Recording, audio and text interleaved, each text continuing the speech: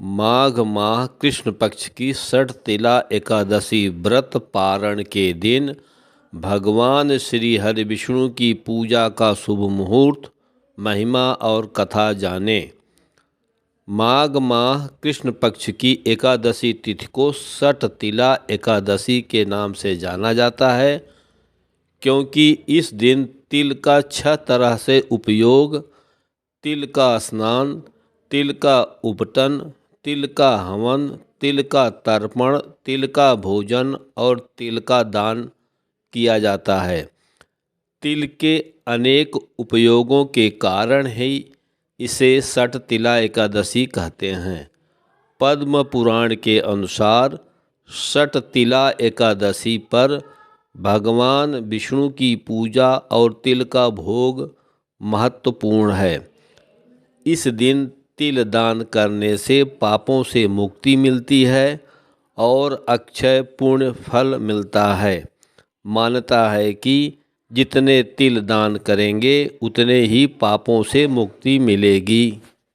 काल गणना में वैदिक पंचांग के अनुसार एकादशी तिथि की शुरुआत 13 जनवरी मंगलवार को दोपहर 3:17 पर हो रही है और इस तिथि का समापन 14 जनवरी बुधवार शाम 5:52 पर होगी।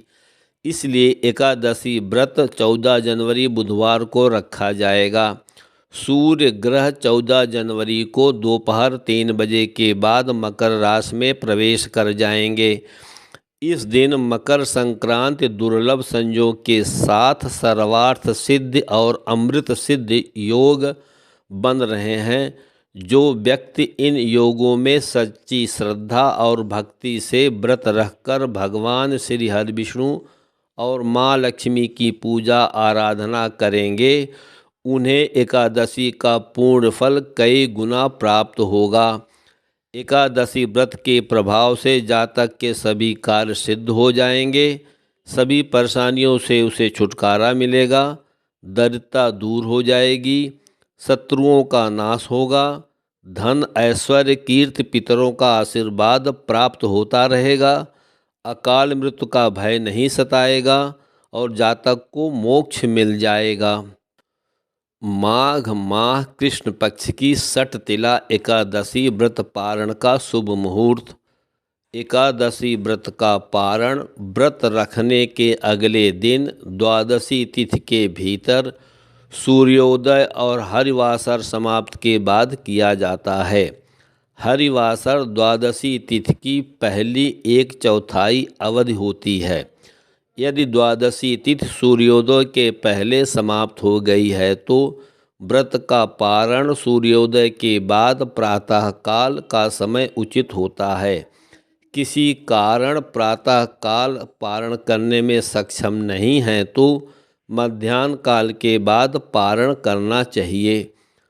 15 जनवरी गुरुवार को सूर्योदय 7:15 पर हो रहा है और द्वादशी तिथि हरिवासर सुबह 8:17 पर समाप्त हो रही है, जबकि द्वादशी तिथि शाम 20:19 पर समाप्त होगी।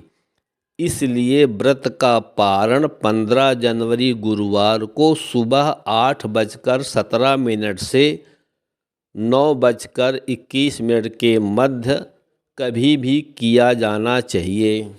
एकादशी तिथि का महत्व। तिथियों में एकादशी तिथि की महिमा अधिक क्यों है?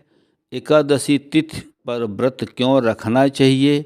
एकादशी तिथि पर व्रत और भगवान श्री हरि विष्णु की पूजा आराधना करने का वैज्ञानिक और आध्यात्मिक कारण जानने के पहले आध्यात्मिक कारण समझते हैं।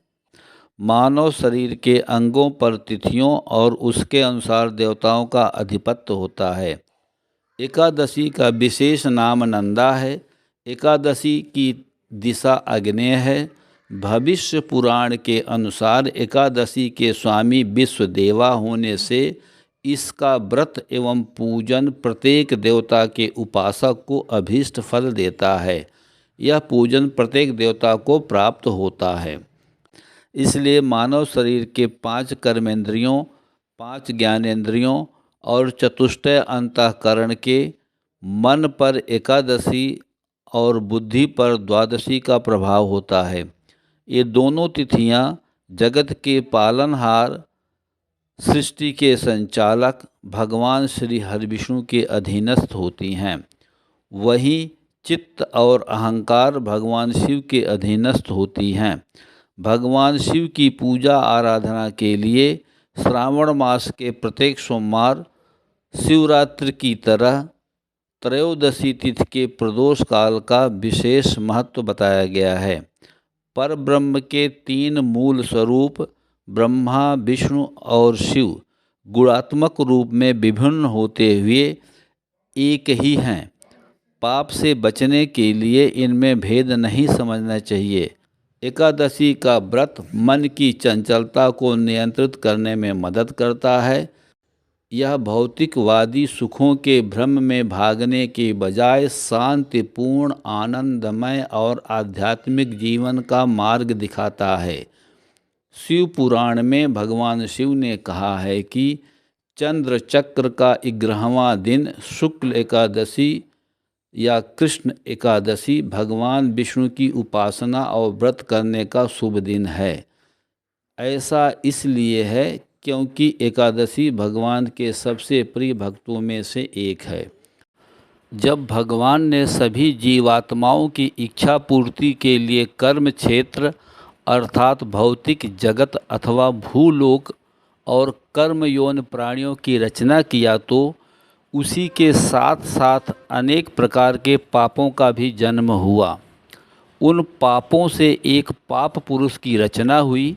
भगवान ने देखा कि आत्माएं बहुत जल्दी पाप की ओर प्रवृत्त होती हैं और उन्हें दंड के लिए बार बार नारकीय लोकों में भेजा जाता है।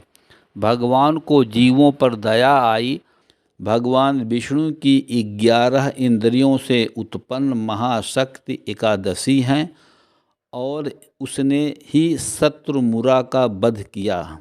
जीव एकादशी का व्रत रखने लगे और पापों से मुक्ति पाने लगे। इस पर क्रोधित पाप पुरुष भगवान के पास गया और बोला, आपने मुझे बनाया है, लेकिन एकादशी के प्रभाव से मैं अपना कर्तव्य करने में असमर्थ हूँ। भगवान ने उत्तर दिया, यदि ऐसा है तो मैं तुम्हें प्रत्येक एकादशी को अन्न में प्रवेश करने का आदेश देता हूँ। इससे तुम्हारा अस्तित्व बच जाएगा।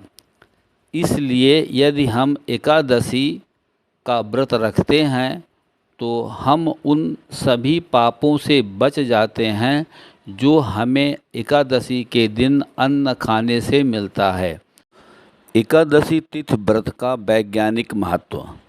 ब्रह्मांड के सौरमंडल में उपस्थित ग्रहों की सूर्य की सतत परिक्रमा करने के कारण अमावस्या तिथि और पूर्णिमा तिथि को क्रमशः सूर्य और चंद्रमा का प्रभाव पृथ्वी पर अधिक होने के कारण वायुमंडलीय दबाव ज़्यादा हो जाता है और उसके बाद घटते क्रम में एकादशी तिथि को वायुमंडलीय दबाव सबसे कम हो जाता है, जिसकी अनुभूति पृथ्वी पर उपस्थित जल स्रोत जैसे नदियों और समुद्रों में उठने वाले उग्र और अधिक ऊंचाई की लहरें, जिसे ज्वार भाटा के नाम से जाना जाता है, किया जाता है। उसी तरह मानव की आत्मा और मन भी प्रभावित होता है। मानव जो कुछ भी खाता पीता है उसकी अनुभूति उसके मनमय कोष द्वारा चौथे दिन हो पाता है। इसलिए एकादशी तिथि के दिन अधिक जल तत्व वाले भोज्य पदार्थ जैसे चावल और नमकीन युक्त भोजन ग्रहण करने के बजाय फल को ग्रहण करते हैं। पूजा आराधना के लिए कालगणना में तिथि और दिन की तरह समय का विशेष महत्व होता है। धार्मिक ग्रंथों और शास्त्रों में वर्णित है कि दिन में सही समय में की गई पूजा देवी देवता स्वीकार करते हैं। दिन में 5 बार पूजा करने का समय बताया गया है। पहली पूजा ब्रह्म मुहूर्त में, प्रातः 4:30 से 5 बजे के बीच, दूसरी पूजा प्रातः 9 बजे तक, तीसरी दोपहर 12 बजे तक, चौथी संध्या पूजा शाम को 4:30 से शाम 6 बजे के बीच और पांचवी पूजा शयन पूजा रात 9 बजे तक उचित बताया गया है। दोपहर 12 बजे से 3 बजे के बीच के समय को अभिजीत मुहूर्त कहा जाता है। यह नारायण का समय होता है जब कोई अपने पितरों का तर्पण करता है। इस समय अतृप्त आत्माएं मंदिर के आसपास भटकती रहती हैं। योग सिद्धांत अनुसार मानव शरीर में प्राण ऊर्जा का आवागमन सूर्य नाड़ी, चंद्र नाड़ी और सुषुम्ना नाड़ी द्वारा होता है। जब सूर्य नाड़ी और चंद्र नाड़ी दोनों एक साथ चल रही हों तो इसे सुषुम्ना नाड़ी का चलना कहते हैं। तीनों नाड़ियाँ क्रमबद्ध में लगभग 50-50 मिनट की अवधि के लिए सतत दिन रात चलती रहती हैं। सुषुम्ना नाड़ी के दौरान पूजा पाठ और ध्यान लगाना श्रेष्ठ फलदायी होता है। सुषुम्ना नाड़ी दिन में कई बार चलती है। ब्रह्म बेला और गोधूल बेला में केवल सुषुम्ना नाड़ी चलने के कारण पूजा पाठ और ध्यान लगाया जाता है।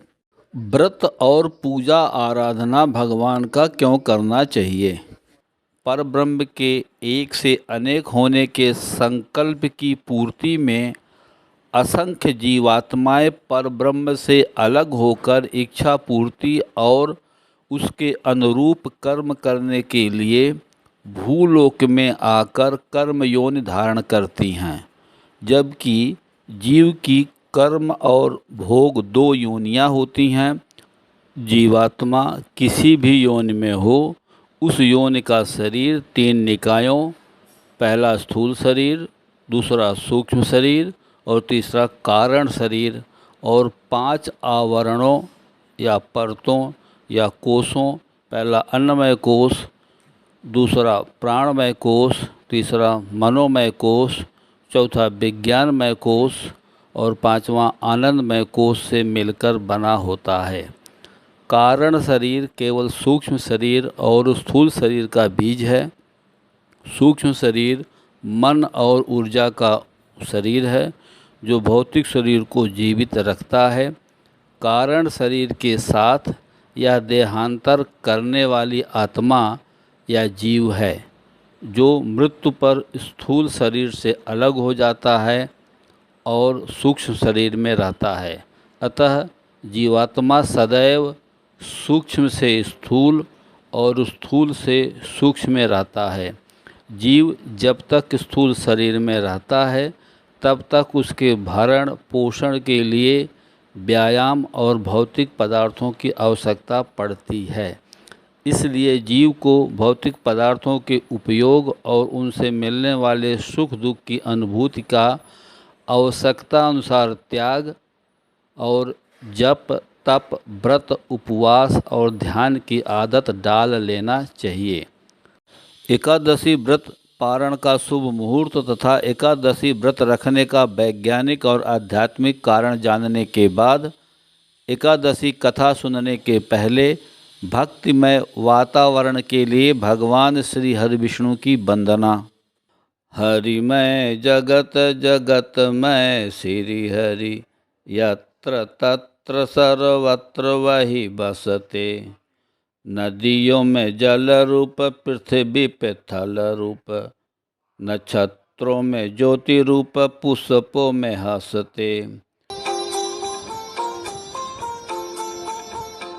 पास में विश्वास के हैं तर्क से हैं दूर हरि, उन्हें नहीं मिले भ्रम जाल में जो फंसते।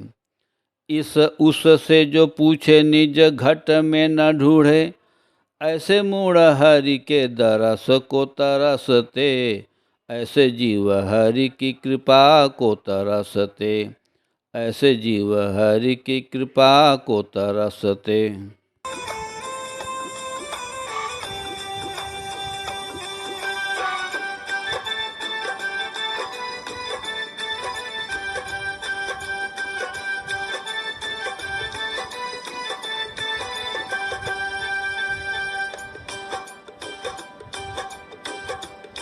श्रीमन्नारायण नारायण नारायण, श्रीमन्नारायण नारायण नारायण। लख 84 भोग के तूने यह मानव तन पाया, रहा भटकता माया में कभी पूजा व्रत नहीं किया। रख ले एकादशी व्रत, रख ले एकादशी व्रत, रख ले एकादशी व्रत, भजले नारायण नारायण नारायण।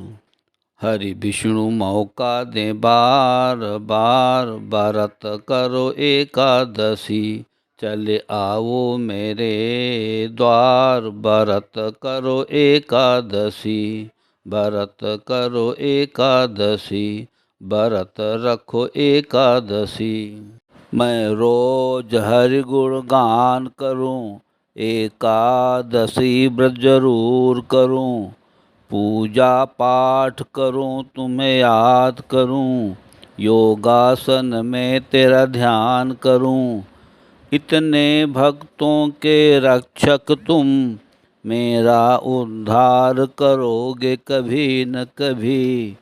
यदि नाथ का नाम दया निधि है, तो दया तो करेंगे कभी न कभी। संसार का सुख दुख देख लिया, मैंने जान लिया हरि नाम लिया। तेरे सिवा ना कुछ मेरा, प्रभु ध्यान दोगे कभी न कभी। यदि नाथ का नाम दया निधि है, तो दया तो करेंगे कभी न कभी। भगवान की वंदना के बाद उनकी कृपा पाने के लिए माघ माह कृष्ण पक्ष की सठतिला एकादशी की पौराणिक कथा।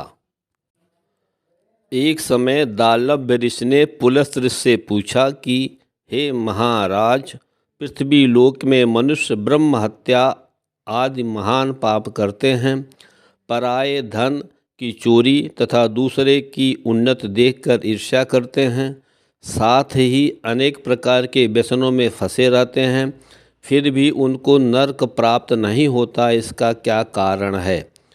वे न जाने कौन सा दान पुण्य करते हैं जिससे उनके पाप नष्ट हो जाते हैं। यह सब कृपा पूर्वक आप कहिए। पुलस्त्य ऋषि ने दालभ्य ऋषि से संसार के जीवों का अत्यंत भला करने वाला गुप्त तत्व बताते हुए कहा कि माघ मास लगते ही मनुष्य को स्नान आदि नित्य क्रिया से निवृत्त होने के बाद शुद्ध होकर इंद्रियों को वश में कर काम क्रोध लोभ मोह अहंकार ईर्ष्या तथा द्वेष आदि का त्याग कर सब देवताओं के देव भगवान श्री हरि विष्णु का पूजन करें और एकादशी व्रत धारण करें। रात्र को जागरण करना चाहिए। उसके दूसरे दिन धूप दीप नैवेद्य आदि से भगवान का पूजन करके खिचड़ी का भोग लगाएं। तत्पश्चात पेठा नारियल सीताफल या सुपारी का अर्थ देकर स्तुति करनी चाहिए। हे भगवान, आप दीनों को शरण देने वाले हैं। इस संसार सागर में फंसे हुए का उद्धार करने वाले हैं। हे पुंडरीकाक्ष, हे विश्वभावन, हे सुब्रमण्यम, हे पूर्वज, हे जगतपते, आप लक्ष्मी सहित इस अर्घ को ग्रहण करें। इसके पश्चात जल से भरा हुआ कुंभ ब्राह्मण को दान करें तथा ब्राह्मण को श्यामा गौ और तिल पात्र देना भी उत्तम है। तिल स्नान और भोजन दोनों ही श्रेष्ठ हैं। इस प्रकार जो मनुष्य जितने तिलों का दान करता है उतने ही 1000 वर्ष स्वर्ग में वास करता है। धार्मिक ग्रंथों के अनुसार तिल अत्यंत पवित्र और पापनाशक है।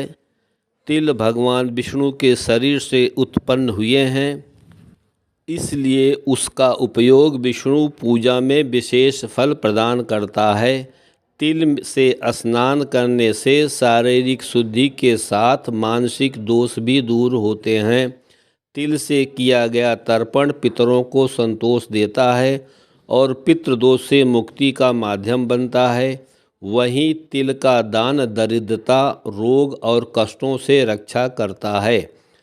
एक समय नारद जी से भगवान श्री विष्णु ने यही प्रश्न किया था और भगवान ने जो षटतिला एकादशी का महात्म्य नारद जी से कहा, सो मैं तुमसे कहता हूँ। भगवान ने नारद जी से कहा कि हे नारद, मैं तुमसे सत्य घटना कहता हूँ, ध्यानपूर्वक सुनो। प्राचीन काल में मृतलोक में एक ब्राह्मणी रहती थी।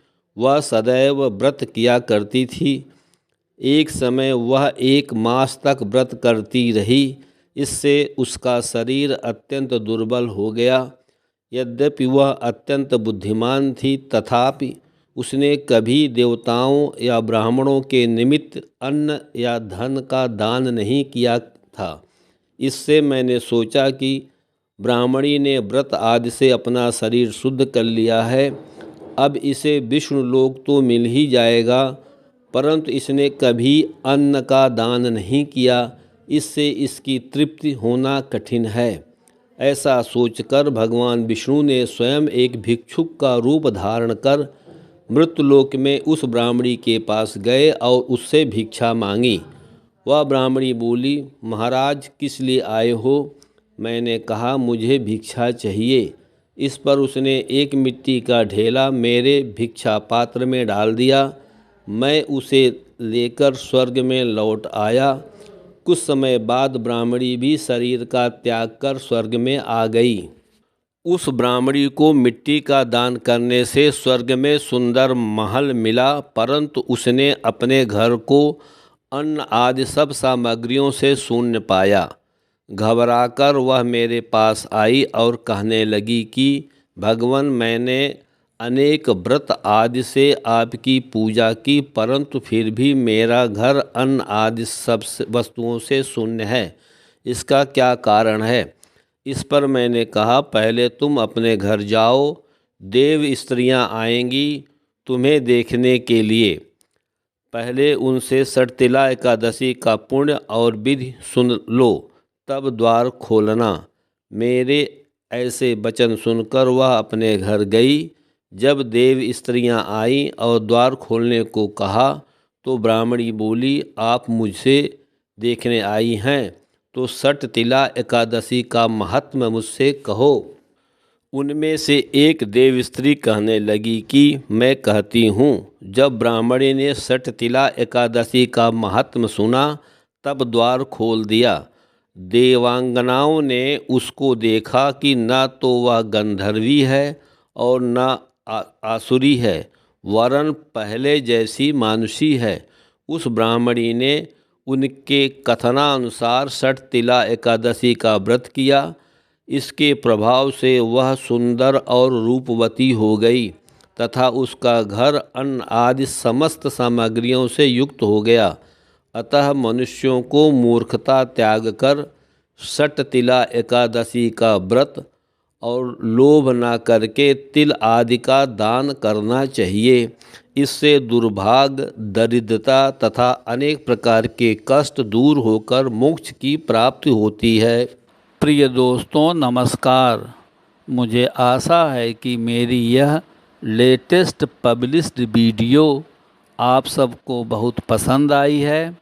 अतः घर में बैठकर इस वीडियो का आनंद लेने के बाद मेरे प्रयास को काइंडली लाइक और कमेंट्स करें तथा अपने नियरेस्ट एंड डियरेस्ट को शेयर करें।